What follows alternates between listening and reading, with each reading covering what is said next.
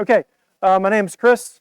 I live in California as of this morning. The house is still there after the tsunami advisory. And I'm going to manage expectations. This is the only slide I've got. So no video. I heard there's some great videos earlier this morning with Zero Dark 30 and cool guys doing cool stuff. I'll talk a little bit about that more from the perspective of how do we enable folks at the edge with the LLMs that we all know and love. So I'm going to use this image, this outpost, really as a metaphor. And I want us to all imagine that we're sitting up on this mountaintop in some far-flung AO, right? It's isolated, it's vulnerable. Generally, we're not having a good time. And just for the sake of where we are today, it's also cold. So that's maybe a bit of a silver lining. Yet the impact of this lone readout is really magnified because it serves as a node in a broader network. So the military uses these for observation, to base operations out of, and it's really critical that we're able to push capabilities out to these edge locations that may be disconnected, spotty connectivity, etc. And so we're going to use this as really an example of pushing these capabilities out into ports, onto vessels where we're air-gapped, where we don't have connectivity back to the cloud, we don't have connectivity back to a proprietary model, and how we've been using that packaged platform and delivering to the DoD to essentially empower these remote outstations.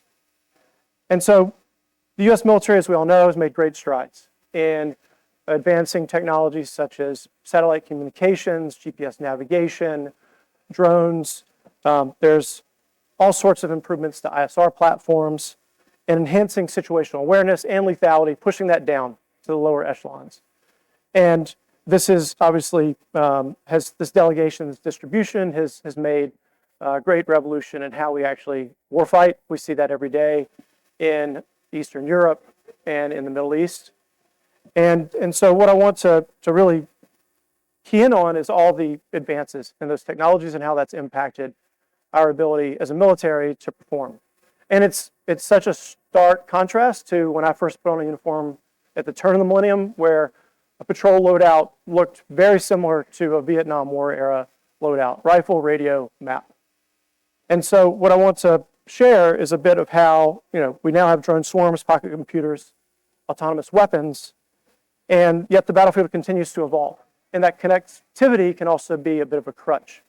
Because as we're leaning into essentially an unblinking eye of ISR, we're coming up against near-peer adversaries that have all sorts of GPS jamming and spoofing capabilities, anti-satellite missiles, and generally comms blackouts that will prevent us from having that ubiquitous and omnipresent observation and that ability to communicate essentially across and around the globe.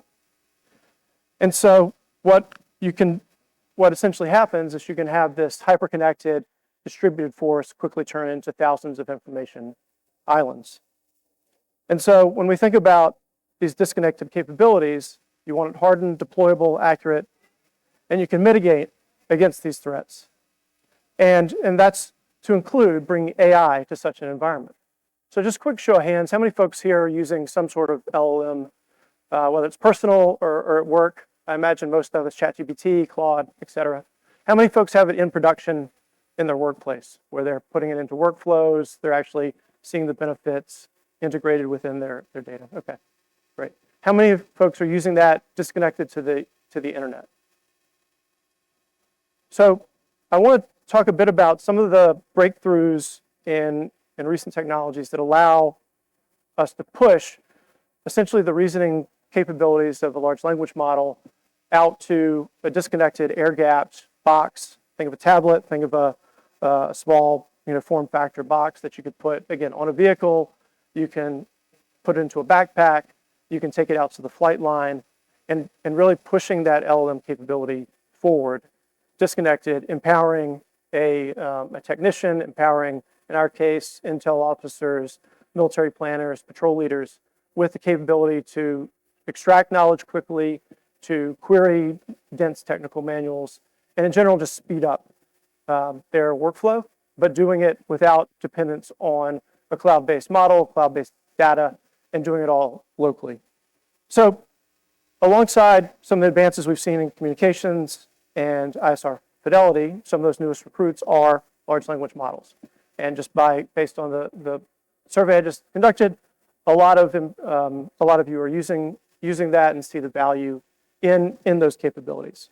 Llama, Claude, ChatGPT, they're becoming more and more performant. And the GPUs and infrastructure is becoming faster and more energy efficient.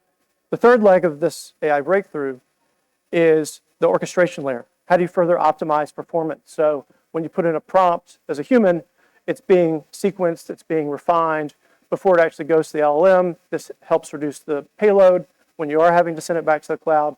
And it also improves security because it's not sending all of the data, all of the document you may be querying against and the prompt out to a proprietary model vendor. And so that allows you to both enhance security and also enhance performance. And when you need to air gap it and essentially do it all locally, you can do so. And so the other piece that's really made that happen is what we call model compression. So the most common technique is quantization. So think of something that's a 32-bit or 16-bit model is now compressed to 4 bits, 8 bits. And what that allows you to do is essentially extract the same reasoning capacity and capability for a fraction of the compute demand. So it's cheaper, it's faster, you can put it onto a smaller form factor. We also have seen amazing developments with what's called commodity accelerators. So think of a power drill, plugged into your computer, co-processing, doing a lot of that heavy math in the background to, again, accelerate and reduce energy consumption. And so think of it, maybe a helpful analogy is this 500-page technical manual compressed down to a cheat sheet, right? And so the combination of the models being able to quantize and compress, as well as these speed ups in the hardware, allow us to really do things further away and less dependent on large energy resources and on connectivity. And so I also want to talk about how combining that with an open source language model, right? So not having to make calls back to the cloud allows you to then package it up into something that can go onto a remote Firebase or into a port, onto a vessel, to allow you to leverage the power of an LLM, but without dependencies on the internet. And that's where we at Legion fit in. That's what we do every day, serving as those trusted gatekeepers. So we sit between the data, proprietary data, and the models, and we're essentially facilitating bringing those models to your data. So pre-processing, indexing, all of the refinement happens within your four walls. And if you want to maintain everything within the 4 walls, you deploy a 70B Llama model, and you can do everything without it ever touching the internet. That's what we're doing for many of our government customers.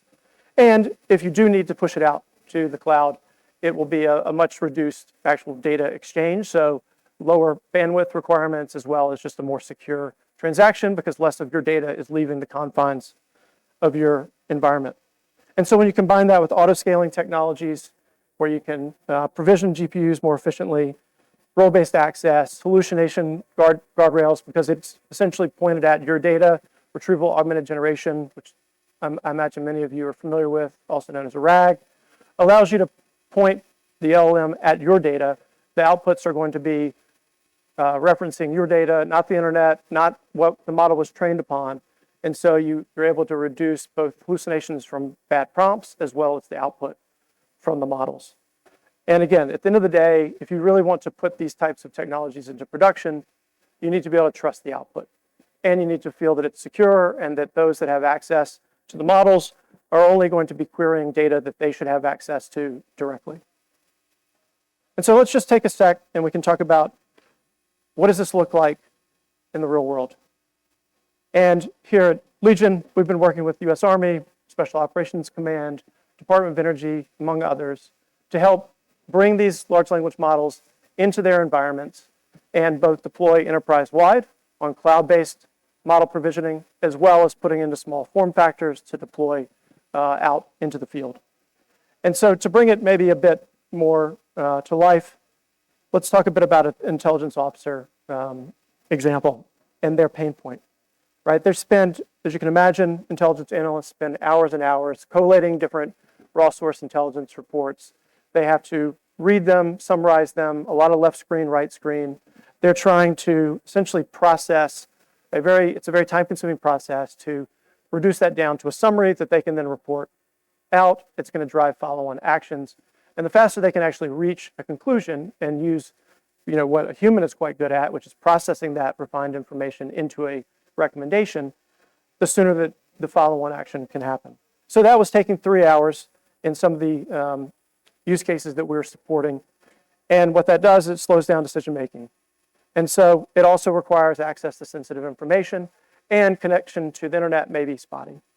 So imagine the solution is really pushing a local machine that you can purchase through HPE, some of our Cisco, some of our partners that can provide the hardware. And you have this box, intermittent access to the internet, right? They're getting combo shots maybe once every 6 hours. They're pulling down a bunch of data from all source intelligence reporting. And then when they're disconnected, they can actually process that. And what was taking 3 hours is now taking 10 minutes to actually get to an in-sum report, which then, again, speeds up that cycle of response and next action. And we've seen similarly impressive speed ups by accelerating the review of video content, which again was a very time-consuming process. You're looking at interviews, or you're looking at reconnaissance imagery. Being able to speed up that review, and we were able to do that essentially 9 times faster, allows that intelligence output to then turn into actionable follow-on activity. And then, as I mentioned previously, the budget-conscious department, a budget-conscious organization is able to benefit from having the smaller form factor. So, just in summary, I think the main takeaway is that today we have these technology breakthroughs that allow us to bring LLMs from the cloud, put them into local small form factor devices so that you can go and run your workflows, have access to that capability on your data in a secure environment. So thank you.